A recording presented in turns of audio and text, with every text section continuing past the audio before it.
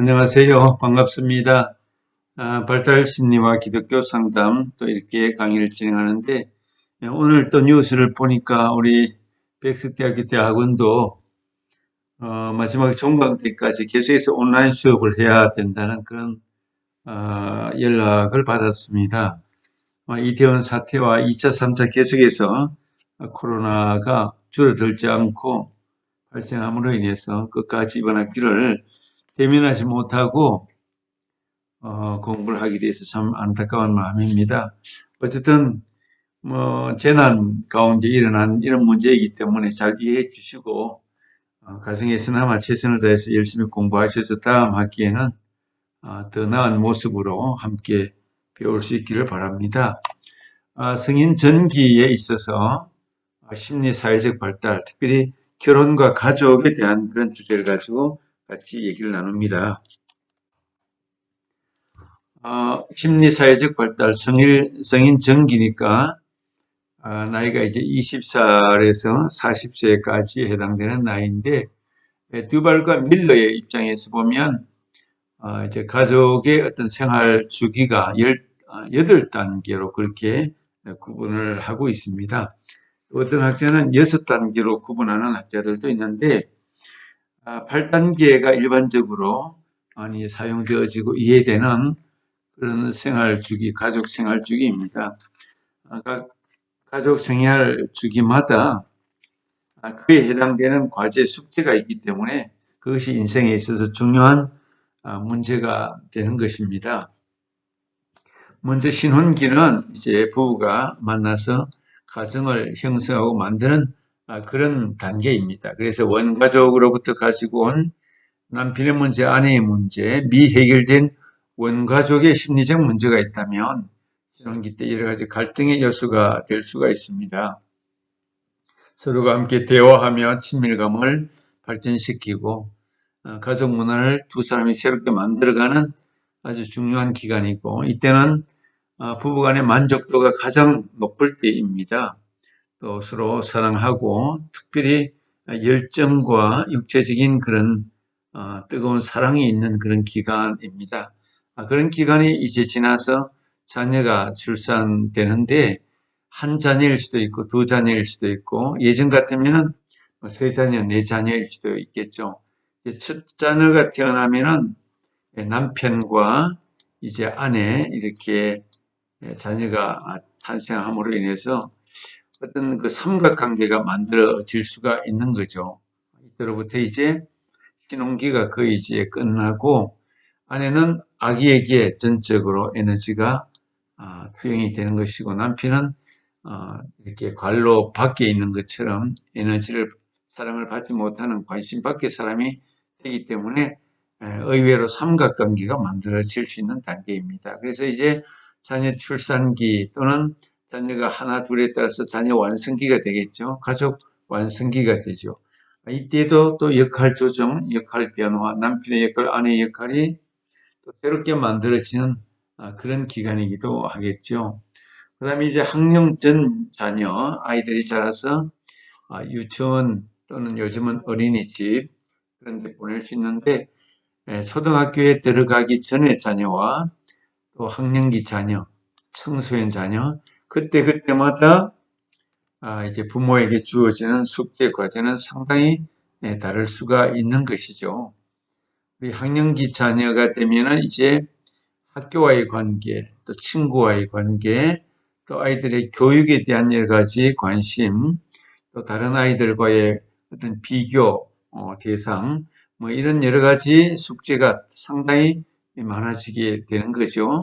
학령기가 되면 특별히 이제 교육에 대한 여러 가지 문제로 부부간의 갈등이 일어날 수도 있고, 또 자녀와 부모의 관계에 있어서도 학교에 이제 수업을 준비하는 수업 자료들이라든지 학원의 문제, 요즘 같으면 학원도 많이 보내는데 여러 가지 교육 시스템이나 교육 가치관이나 교육의 방법론에 있어서 부부간의 갈등이 또 일어날 수도 있을 것입니다. 청소년 단위가 되면 이제 부모는 청소년이면 이제 아이들이 12세에서 13세 그리고 8, 9세 정도까지가 되겠죠. 이때가 되면은 부모님은 이제 중년기가 되면서 이때 또 다른 갈등이 가족 안에서 많이 만들어질 수가 있습니다. 자녀들이 부모님에게 대항하고 대들고 또 부모님의 신체적인 건강이나 힘이 쇠약해지는 그런 시기가 오면서 정신적으로 심리적으로 서로 대립하고 갈등하는 그런 청소년 문제와 중년기 문제가 함께 일어나는 시기이기도 합니다. 우리 자녀들이 이제 남자들은 군대 갔다 오고 우리 딸들은 이제 시집가고 하면서 성인 자녀가 되면서 또 새로운 관계를 맺게 되는 거죠. 이제 독립된 자녀들의 성인 가정을 만드는 그런 문제하고 남아있는 부모님 빈둥지 가정이 되겠죠. 그때의 또 다른 역할 조정, 남편의 역할, 자녀가 없을 때 부부관계가 새롭게 이제 돈독해지고 친밀감이 많아지는 그런 시기가 되는 것입니다. 그 다음에 이제 중년기, 노년기 이렇게 오면서 자녀들이 떠나고 난 이후에 새로운 역할 조정과 새로운 중년기 정체성을 통해서 자기 인생을 노년기를 향해서 새롭게 준비해 나가는 이 중년기의 과제와 숙제도 상당히 크다는 것을 알고 또 노년기에는 이제 배우자의 한 사람의 죽음을 준비하면서 홀로 남아있다가 결국은 가족이 소멸되는 그런 단계를 거치게 되는 것이죠. 어쨌든 가족 생활 주기마다 중요한 문제는 그때그때 일어나는 과제, 숙제가 계속적으로 달라진다는 것입니다. 그것을 잘 적응하고 그것에 잘 과제를 이김으로 인해서 건강한 가정도 되고 또 왜곡된 역기능의 가정도 될 수가 있습니다. 이런 차원에서 볼 때 우리는 결혼과 가족이 한 일평생을 통해서 가정의 역사를 만들고 가정의 어떤 문화를 만들고 가정의 가치관을 만들고 가정의 어떤 독특한 가정의 어떤 삶의 영역을 만들어내는 그런 문제에 있어서 우리가 연구하고 또 함께 나누고 또 토론할 그런 과제들이 많이 발생하게 되는 거죠. 교연과 가족에 있어서 성인의 다양한 삶의 형태, 오늘날 여러 가지 많은 삶의 형태들이 있습니다. 독신, 옛날에 비해서 오늘날 우리나라의 경우에 독신 가정이 한 30% 가까이가 되고 있습니다.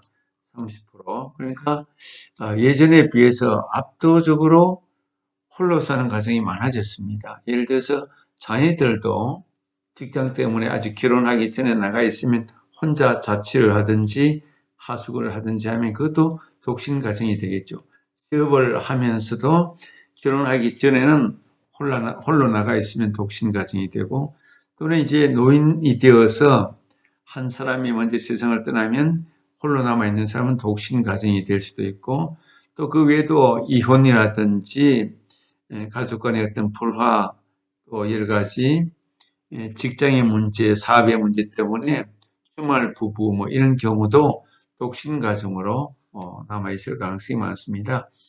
30% 정도라면 100가정 가운데 30가정이 이렇게 독신 가정이라는 것은 현대 사회의 어떤 가족 문화, 또 정신 건강 이런 면에 있어서 굉장한 큰 영향과 여러 가지 부작용도 있다는 것을 우리가 알게 되죠. 그래서 독신 가정이 많을수록 정신적으로 건강치 못하기 때문에 사회적인 문제, 또 사회 조직과 이웃과의 관계 문제 이런 것들이 훨씬 더 많이 발생할 수 있다고 볼 수 있겠죠. 그다음에 동거하는 문제인데 이거는 결혼을 하지 않고 혼인신고를 하지 않고 법적으로 정식 혼인관계가 맺어지지 않는 상황에서 부부가 남성과 여성이 함께 동거하는 그런 것을 말하는 거죠. 동거의 비율도 상당히 높다고 이렇게 통계에서 나타나고 있습니다. 오늘날 우리 젊은이들은 과거에 비해서 결혼에 대해서 선호도를 갖고 있지 않는 데 대해서 오히려 동거는 쉽게 하게 되고 또 동거한 후에 나중에 결혼을 하게 된 그 커플들이 그렇지 않은 커플들보다 이혼율이 높다고 그렇게 나타나고 있습니다. 오늘날 뭐 비혼인이 졸혼인이 결혼에 대해서 부정적인 생각을 갖고 있는 우리 젊은이들이 상당히 많은 것 같습니다. 그래서 동거 문화가 세상적인 풍조, 문화적인 현상, 흐름 때문에 상당히 많아지고 있는 것이 사회적으로 바람직하지 않지만 현대의 어떤 흐름이고 풍조가 되다 보니까 이런 여러 가지 문제들이 다양하게 발생할 수 있겠다는 것을 우리가 생각을 해봅니다. 그 다음에 이혼과 재혼의 문제, 우리나라의 이혼율이 해마다 늘고 있습니다. 그리고 이혼한 사람들은 재혼을 하게 되고 또 재혼한 사람들은 다시 삼혼을 할 수 있는 가능성이 아주 높아지는 것이 사실이죠. 그만큼 가족의 전통적인 룰이라든지 가족 가치관 개념들이 많이 희석되고 약화되는 그런 현대 사회의 모습을 우리가 볼 수가 있습니다.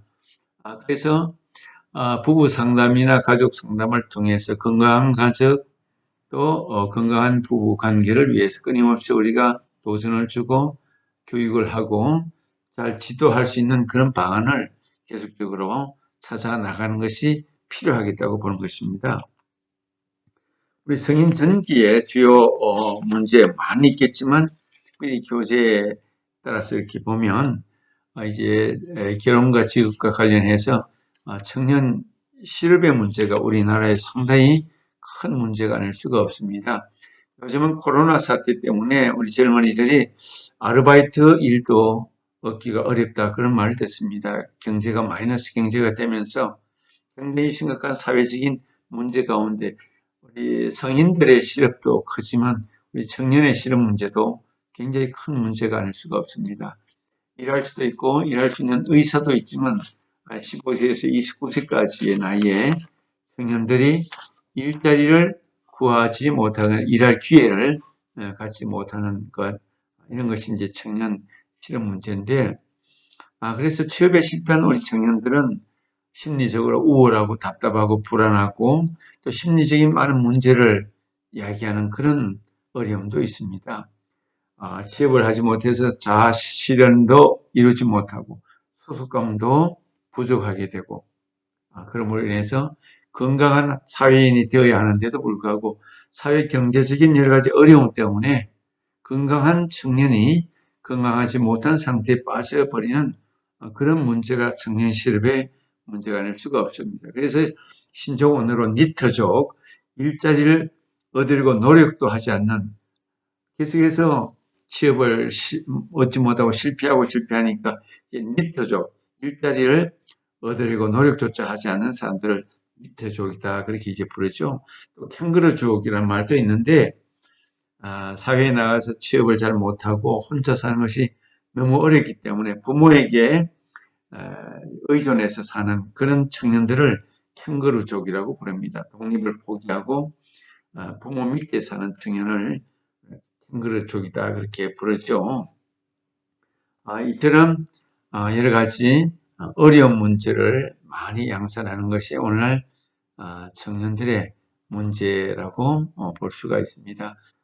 일이라는 것은 직업이라는 것은 그 사람에게 자부심을 주고 자신의 삶의 영역을 만들어주고 가치관을 세워주고 또 여러 가지 동료의식을 갖게 하고 이를 통해서 사람은 의미를 부여하고 의미를 찾게 되는 것이 직업이고 일이 되는 것입니다. 성경에도 우리 사람이 땀을 흘려야지 먹을 수 있다는 것이 하나님의 일에 대한 원리였습니다. 저출산의 문제가 또 있습니다. 우리나라는 경제 협력개발기구 OECD 국가 중에서 출산율이 가장 낮은데 작년에 출산율이 0.92명이었습니다. 한 명을 가임 여성이 한 명을 낳지 않는 거예요. 0.92명. 이것이 세계에서 거의 가장 낮습니다. 미국이나 선진국도 상당히 출산율이 높은 편입니다. 다 1점 몇, 2점 몇 이렇게 되는데 우리나라는 1.0 이하로 떨어졌습니다. 작년에 출산한 아이가 30만 3,100명 정도가 되는데 또 재작년에 비해서 2만 3,700명 정도가 감소하였습니다. 해마다 이렇게 출산율이 줄고 있습니다. 이혼율은 늘고 출산율은 점점 줄고 이런 우리나라의 심각한 인구 절벽의 문제가 이제 2020년대 중반에 온다고 하는데 사회적인 문제, 국가적인 문제가 아닐 수가 없습니다.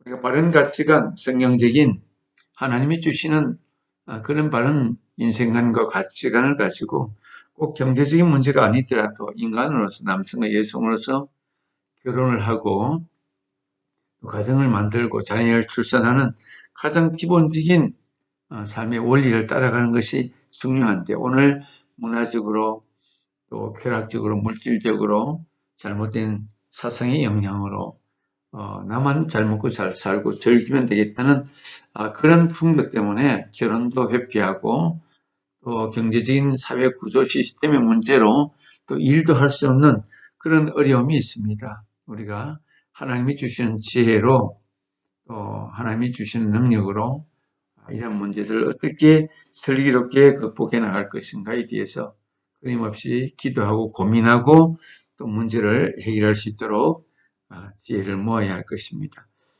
저출산 청년 실업의 문제는 국가적인 문제이고 국가의 중요한 시책이 되어야 하고 이 가운데서 우리가 하나님의 뜻을 찾고 구하는 그런 과제로 계속해서 연구 과제로 우리가 삼고 학습을 나눠야 할 것입니다. 1차 시간을 여기까지 하겠습니다. 수고하셨습니다.